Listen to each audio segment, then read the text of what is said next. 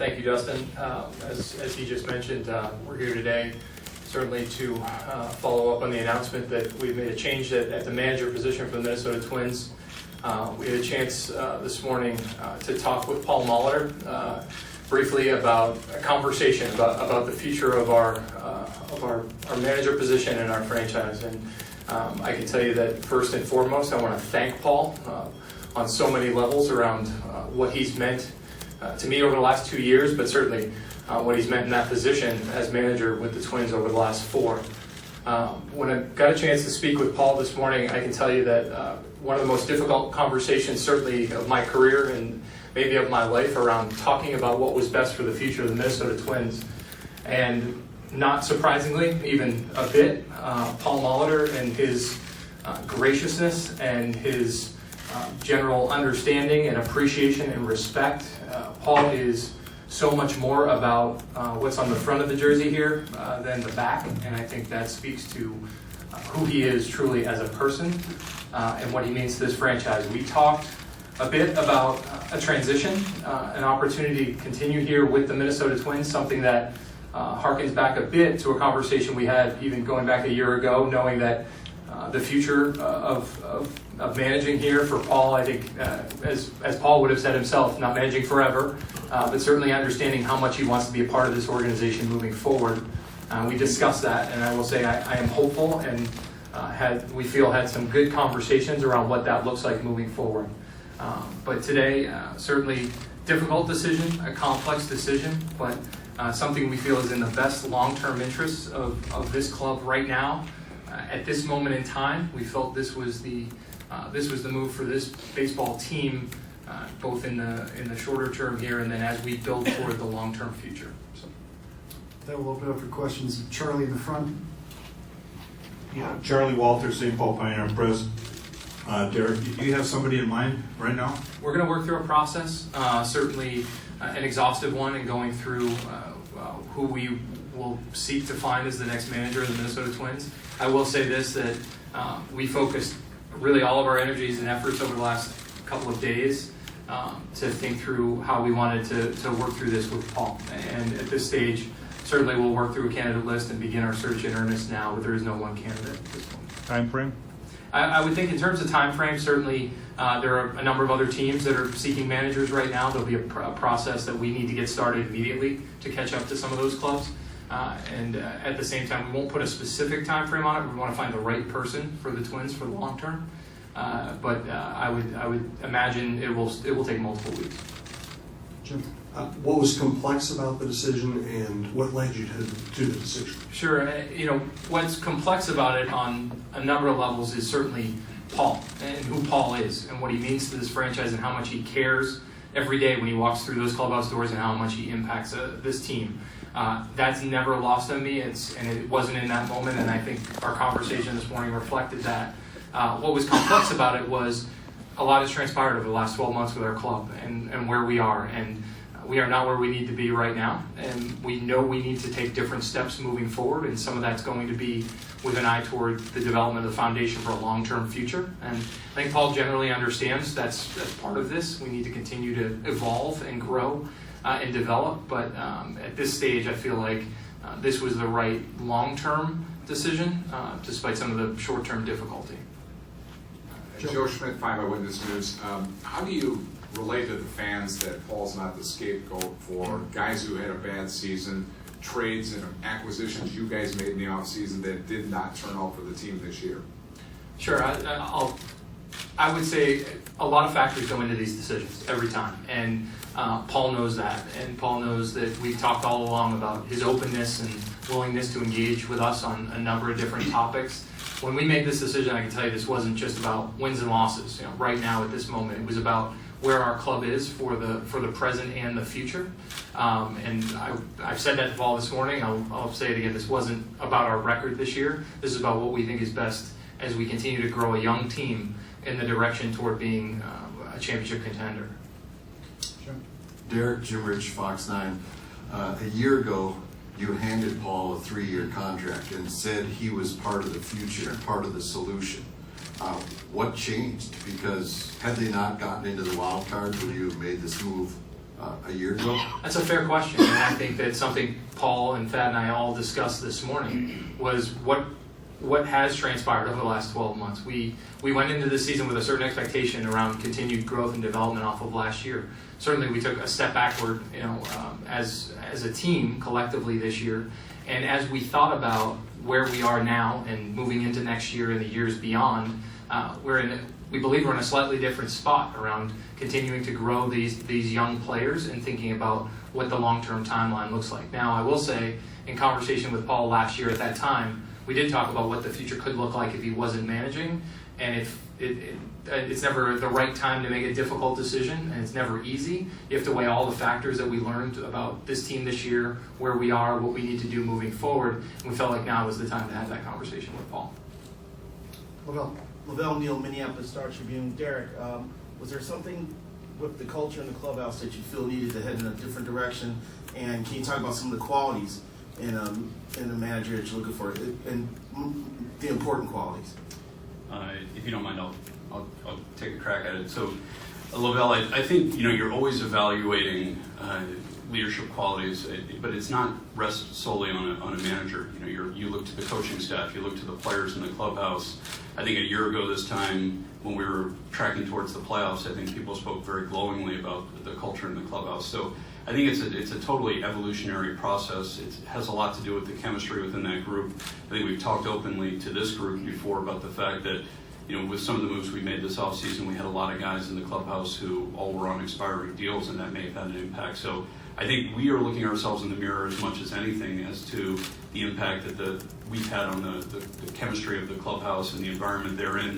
It is something we take very seriously. It's something that we believe in. When you're in a championship culture, you're going to see strength through your coaching staff and your clubhouse and the players and the leadership therein. Mike Max from WCCO. Does it have to do with just one-on-one, him working with young players? Or, do you see that as a weakness or something because you're going to be young going forward? And is that part of this assessment? No, sorry, go ahead. I just think that's a challenge.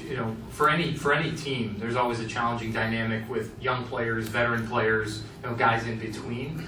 We just feel like from the standpoint of this team moving forward, a change in voice and potential style with some of those younger players could be a benefit to us. Now, that's not to say there's any one thing or one reason or one interaction Paul has had. I think he's great with a lot of our young players and conversations with them. This just felt like the right time to make a transition with those young players for the long-term future.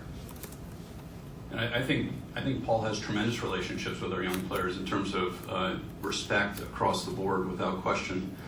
We've gotten a lot of calls from some of those players today to talk in support of him. But I think today's player is maybe increasingly demanding on coaches and managers relative to relationships and motivation and those sorts of things. So we need to continue to try to put the resources around them that can service them in this new generation of player.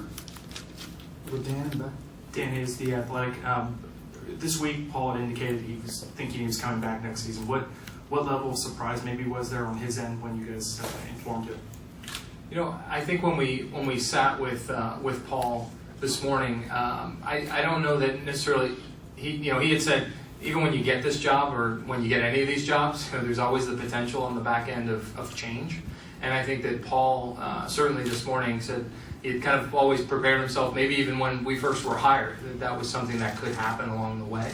So you're never necessarily expecting it or certainly disappointment, but a true, to Paul's credit and who Paul is, a true understanding of the rationale for why we thought this was the right time. Whether or not he agreed with it, that was up to him, but I think he certainly could understand why in the moment we felt this was the right time. Derek. Thad, when Derek was hired, he mentioned that he has a short list sort of in his head at all times for these jobs. Do you have a similar short list? And if not, what kind of qualities are you going to look for in the next manager? So with regards to lists, I think one thing that we've been consistent with ever since we've gotten these opportunities is that anytime there's a new leadership position, we've been very thoughtful. Point of fact, Derek hasn't brought a single person over from Cleveland nor have I from the Texas Rangers. In reality, the lion's share of the people who we've brought into this organization were people we didn't have a previous relationship with. I think we're planning on approaching this post in the same regard, where we're hopeful we can be as thorough as we can and get the absolute best candidates to walk through this door, ultimately the best of whom would win this job. But not, Charlie asked the question earlier, this would be a very quick process if we really had a specific person in mind. We do not. We do have some qualities in mind. I think we prefer to share those as time goes on, because as Derek mentioned, we've been so focused on making sure we manage this part of the process appropriately that we maybe haven't quite verbalized those as succinctly as we'd like. But the point is, we're going to look through all sorts of resources, tap into as many people as we can to put together the best list we possibly can, vet them to the best of our ability, and ultimately hire the right person. Eric in the back. Yeah, Eric Perkins, Carolina, Derek for that, I guess. With that said, how much does analytics and the ability to embrace that moving forward play into this role? That's always going to be a part of any decision we make, and we've talked openly about use of information and data and otherwise as part of what we do across baseball operations. I will say this to follow that up, though. Paul in particular was incredibly open-minded to different things that were brought along the way, and I want to make it clear that that's not something that was something we were concerned about with Paul along the way. But we have new information every day. There's new data coming in, whether it's TrackMan or StatCast or everything else that gets talked about every night. We all need to find ways to adapt and use that to the best of our abilities in making this team the best that it can be. So I think a manager, whoever the manager comes in, certainly there are leadership qualities and key abilities in that role, but understanding and how to use information will be a big part of that too. Go back to Will. I'm going to dovetail off that last question and ask you the flow of data from your research and development department, the Jeremy Hefner, to pick through Molitor, coaching staff to players. Were you satisfied with that, the flow of information and how it was being presented to your players? I think you have to appreciate how much change we've implemented in the 2 years we've been here, and against the backdrop of trying to win night in and night out, it puts a lot of pressure on people who are ultimately making those decisions. But I can't say enough positive about how much Paul assimilated a lot of that information into ultimately his decisions that he made pre-game and during game and kind of in the post-mortem after games. But we're aware that there's an ability we have to try to put people in better positions to succeed moving forward. Kind of the newness of that implementation of some of those new resources, new information, shouldn't be there anymore. We should be able to address those responsibly moving forward. I think we play a role in setting that up appropriately, but I think when we find the right partner at the helm, that will go a long way as well. Joe on the left. I was just going to see, among the things you guys are looking for with your clubhouse and the number of Spanish speakers, how important or potentially important could a bilingual speaker be? Well, it's certainly a quality that we talk about on our staff, making sure that we have, as you mentioned, a number of players from Latin America, and the ability to communicate with them and connect with them is important. I think you want to think about that across the board on your staff and how it impacts individual players. Certainly a manager who has some Spanish speaking ability helps most likely because they can connect directly as well, but I don't think that's a singular quality that necessarily needs to be there. We just need to make sure it's a part of our process across our staff development. Brandon Warne, Zone Coverage. What's the status of the rest of the coaching staff, and if you haven't addressed that yet, when do you plan to? So we've spoken with our coaches, each of them, after we had that conversation with Paul, and as is typical in this case, certainly we'll work through the process individually with each person. Some are under contract, others are not, but if they were to intend to pursue specific opportunities elsewhere, we feel it would only be right to allow them to do so. So we'll handle each individual staff member on its own. Derek, would you be open to hiring someone who's never managed before? Yeah, I think that certainly we look across baseball right now and we see managers of all types. Guys with more recent playing experience, those with a number of years of experience in the dugout. I would say that we're going to evaluate each candidate. We don't have one specific defined type of candidate that we need to find. There certainly, as Thad mentioned, qualities that we're looking for, but we would be open to manager candidates with a number of different types of backgrounds. Phil. Derek, what kind of role do you envision for Paul should he accept it, and what impact would it have potentially on the major league team? Sure. And on a personal level, would it be difficult to work with him? I would say, let me answer the second one first. My admiration for Paul's baseball acumen, knowledge is is very strong. And so, in my opinion, I think Paul has an opportunity to impact in a lot of different areas if he so chooses. We've talked about the role in a more substantive baseball operations role, probably initially at least around some things in player development, some things he loves to do in terms of teaching young kids and players, the potential for him impacting us around just big picture decisions. I wouldn't, because of who Paul is, because of the way he's handled this, because of the respect I have for him and the way our relationship has developed over the last couple of years, I wouldn't necessarily find that to be a problem. And I think with respect to the major league environment, I think it would only be fair, certainly in the short term anyway, to maybe have some disconnect from that environment in that role. But outside of that, I feel like it would be a great opportunity for our organization to continue to have him a part of it. We do a few more. Red? Do you see next year as a year you guys can compete with the way that this year went in terms of new manager and everything? Do you think you guys can compete next year? I mean, I think every year you're trying to honestly assess your team and you want to take steps forward. And I think what we saw this year was the team ends up with 78 wins, which I think, when you started the season, it's fewer than what we had aspired to have, but quite frankly, it's not dramatically so.